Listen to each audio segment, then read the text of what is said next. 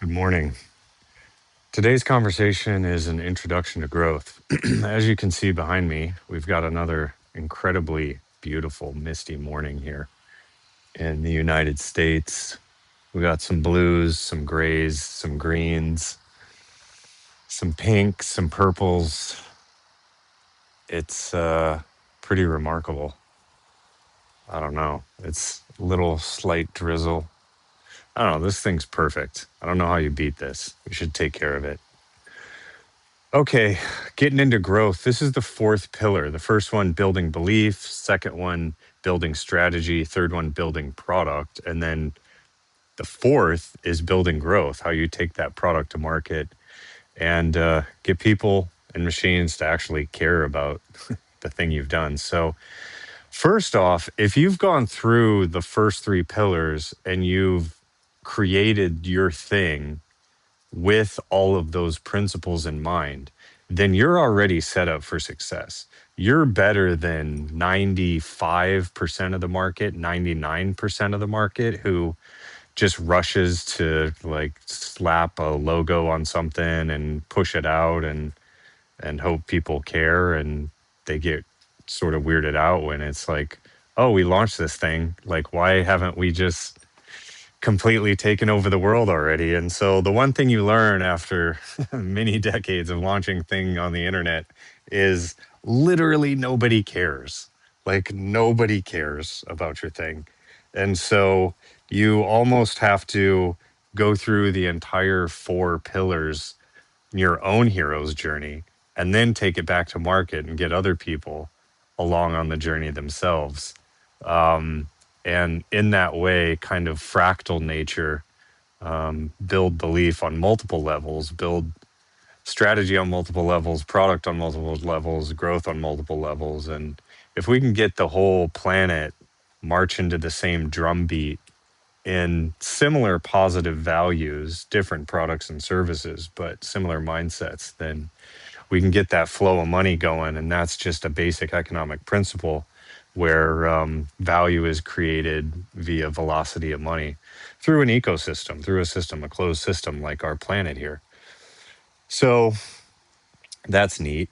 All right, back to growth here and the growth mindset. The growth mindset is interesting because there's sort of a few ways to approach this. One is sort of one-on-one conversations, one is one-to-many conversations, and the third one is word of mouth conversations. So instead of you doing that activity, it's other people doing that activity for you. That's where this concept of product-led growth comes in, which is you build some mechanics into the product and then that generates word of mouth. So after all the hypothesis tests that we've done over the years, decades, working with hundreds of organizations, maybe thousands of organizations, the best, most cost efficient, highly profitable, highest converting rate approach is word of mouth. And word of mouth means you can do that and design and architect word of mouth in really two main approaches. One is feels good, the other one doesn't feel so good. The first one is you incite controversy. This is the news cycle. This is what you see with sometimes political campaigns. This is what you see with perhaps some artists and musicians who use controversy to stay in the news cycle. And whether designed or by accident, these things go viral and take on a life of their own because of shock factor and wow factor.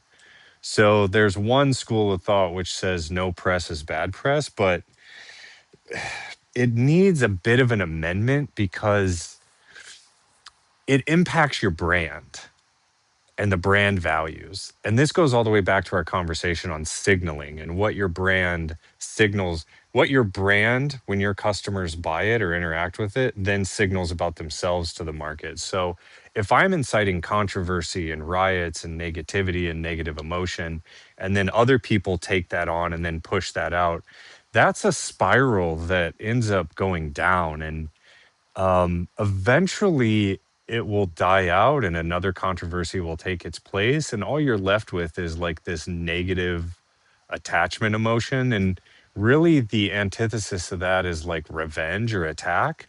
And so you get in this very warlike mindset, and people just dig in their heels, and nothing, there's no progress. There's no progress from that. Um, and personally, I just don't love it. I just don't, I just, it just doesn't feel like the answer. Like this thing where you promote ego, and I've done these tests in the market using my own personal brand and company brand. We are an experimentation shop as well, because we're not going to give you advice or our clients advice that we haven't experienced ourselves and gone, we lived through this thing. We've been method actors, and it didn't work. It worked for a time, and then it really didn't work. And so, really, the hard work is switching this lens from controversy, word of mouth, controversial word of mouth, to positive word of mouth. And this is where the work actually begins, because this is much harder. This is getting the raw materials to produce a brick, letting it set in a kiln in the sun, getting it strong enough, going through iterations to make it strong enough. Then and only then can you pick a spot to lay that brick. Then you got to do it again and lay another brick and another brick. And pretty soon you start to build like a structure. And over a long time period, that structure becomes a house. And then people can live in that house.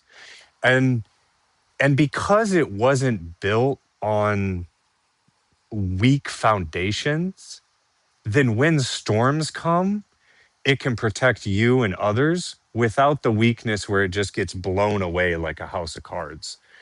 And so it's harder. And by the very nature of something being hard, it means there's less people that do it, which means there's less competition, which means there's more opportunity for you.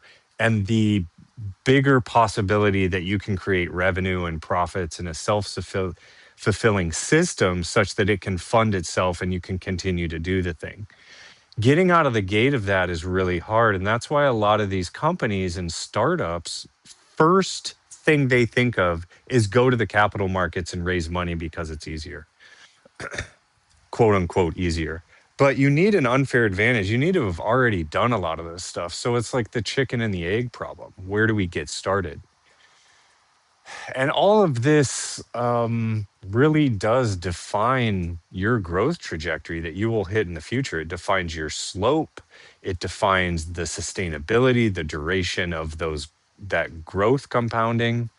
So you can go buy ads, and you can have AI or whatever just slap a generated image and a text on it and add a hyperlink to a like quickly set up Shopify shop, and then you throw it out there on social and you wonder why it doesn't go viral. And so then you're like trying to game the system, and like, hey, you push this thing down your throat, or you try to get some controversy, and it just ends up like falling really flat.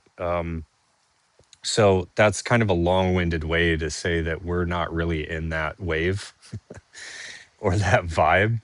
And we think there's probably a better approach.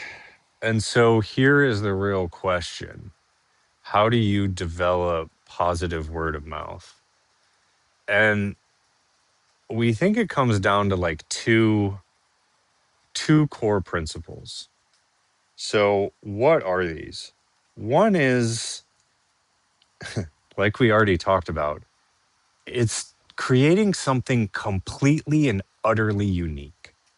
Now, we all stand on the shoulders of giants. Like there's no way to like completely separate ourselves outside of the universe we live in and then create something that like doesn't use the materials, tools, vibrations within this universe. So, you know, we can have that philosophical and physics related debate, but that's not really the essence of this. The essence of this is like, you can get inspiration, you can see what's out there, and you can almost develop this like 3 4 dimensional tapestry of where sort of this river of society and of culture is flowing. And things that move culture is word of mouth. And so you see a lot of brands now doing celebrity endorsement because mass market consumers, so celebrities from movies, from sports, from entertainment, and actors and actresses and musicians, they're recognized. And so there's an immediate sense of trust and brand values that I can insert into my product. The real question, though, is how do you do it without that?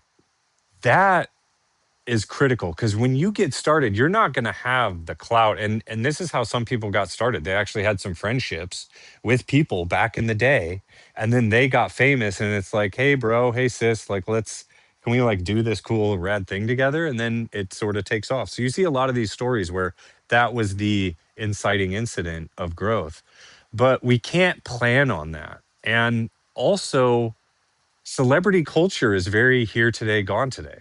So you can't rely on that either. And then it's like an army of influencers, and you're just like buying to get these eyeballs, and it's like fast fueled sugar high. And eventually it goes away, and it's not that like long term riding the wave of like good, strong eating your veggies and your spinach like Popeye. So, creating something completely unique and from you. And that's why these three pillars up into this point is so important. Because if you've done that hard work up front of really establishing who you are and you keep going deep, you keep going deep, I just truly believe that from that, something unique will come out of that. And it will create some kind of emotional resonance with someone else in this world. And then the question is, how do you find them? Because they may be looking for you and you may be looking for them. And so in some ways, once you do find each other, there's that like light bulb moment in that connection of neural circuits and like an explosion of energy. And that then creates the word of mouth. So if you stay true to what you're really doing and why you exist and why you're creating this thing. Then the real question is you just got to sit back and think like, who has this gap? Or who's on the same pathway sometimes? And you may have a different perspective, and they may be further ahead of you in one dimension. You may be further ahead than them in some other dimension. And so you can almost puzzle piece and like fit that larger thing. And then you have a larger sort of group and audience. And so I think it's like the internet, we're all interconnected. There's search tools on Facebook, on Instagram, on LinkedIn, on X, Twitter, YouTube, etc. Um, and so you can do some searches and you can do some hashtags, and you could even pull out some search ads and some social ads to see if anyone cares about your thing. But then you have to make sure that that thing you put in front of them can work on different time horizons, like the snapshot of an image, a phrase, a word, 5 second, 15-second video or audio, 30 seconds, a minute, an hour. And once those dominoes sort of hit, then then you'll start to get some momentum along these train tracks.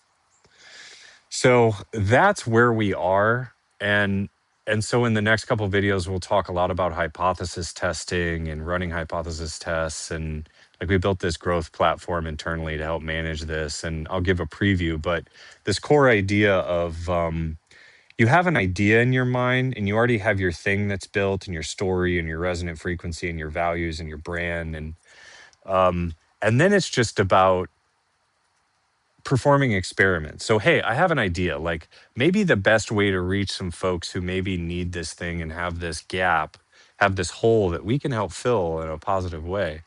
Um, I have this idea about how we can get to them, and I've got like three of them. Okay, so let's put 33% of our time, money, energy, budget into this one. Let's put 33% into this one and 33% into this one, and let's actually do it meaningfully. So you could rapidly do this and just like create a quick sort of thing and a small budget, $100, $200, $1,000, whatever like scale you're at, and like buy three ads, and you maybe will get ideally sample size of at least 30, That creates a normal distribution. That's a law of mathematics, by the way. Um, get a sample size of 30 on each one of those. So essentially, you're talking about like 100 people you need to reach, a third of each, and just see what happens, right? And so once you put that thing out there, then track those metrics, like how many people liked it, how many people viewed it, like did people share it, did they bookmark it, did they reach out to you, did they purchase anything? um, and the best is you can talk to them, right? So one-on-one conversations, these one-on-one conversations will give you deep insights. And there's the last thing I'll leave you with, and I see this far too often in like sales, marketing, product teams, even founders, executives. It's like they spend all day, every day thinking about their thing. And so my first instinct is, once I meet you, is to shove my thing down your throat. I'm not going to let you talk. I'm going to spend 99% of the time just regurgitating and giving you all these arguments and all these features and these benefits. And it's natural and it's instinct, and that's fine, but it's actually the wrong way to do this. The right way to do this is to step back into listen mode. Instead of like leaning in, it's lean back and just listen and hear what they have to say, and like ask some probing questions like, how are you doing? Like, where are you struggling with? What are you thinking about? What's on your mind these days? And listen, and you'll start to hear the nuance that really matters and the truth that really matters. And granted, these need to be a safe place for real conversation. So you can't just go blabbing this about and tweeting it out. And it's really just it's a connection point between you and someone else in this world. And you do enough of these conversations, let's say 100 of them. Yeah, it takes some time, but after 100 of these conversations, you'll really understand where things line up, because things eventually will line up on like one or two threads, maybe three or four. And then you really get an understanding, and you're like, man, I really I was way off here. um I had point 2 and 27 right, but like point 3 through 25 were way off, and I got to rethink my thing. So that's when you go back to the drawing board and you're like, all right, how do I take this thing that I just learned about, and how do I capture that in this thing? And now I'm into a version 2 of the product. And you may have to do this one more time, because really it's like typically it's like version 3 through 6 is the one that hits. And so most people try to just like rush through that cycle time and like, oh, just adding a new feature is a new version, or like, oh, we rebuilt it and added a new like colorway. And that's not really the iteration piece. The iteration piece is when you interact with the market and you refine. Like like you start with this big block of granite, of marble.